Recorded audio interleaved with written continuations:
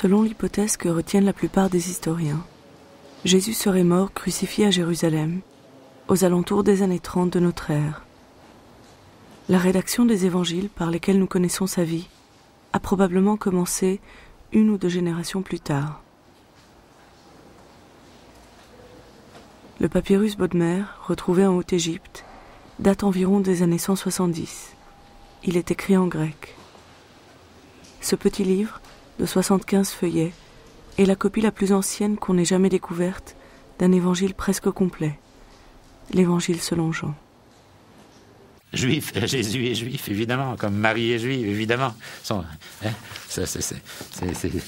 a bien eu, évidemment, il y a eu les sottises au début du siècle dans certains milieux, en Allemagne y compris, pour essayer de dire que Jésus n'était pas juif. Même des fois, on voit encore ça dans certains livres à succès, où on essaye de vous présenter un Jésus non juif, sans s'apercevoir, entre autres d'ailleurs, que là, on cède encore à une nouvelle forme d'antisémitisme.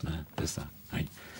Si Jésus est bien juif, mais justement, c'est à l'intérieur même de cette judéité, quoi, que lui et les siens, quoi, ont su dire progressivement, avec des mots différents selon les communautés juives, pour essayer de dire cette différence. Qu'est-ce qui faisait, qu'est-ce qui rendait ainsi Jésus si différent? En même temps, lié, quoi. Vous savez, Jésus, c'est pas un météore. Il vous tombe du ciel, non. Il est en plein dans ce monde. En plein dans le monde juif de l'époque.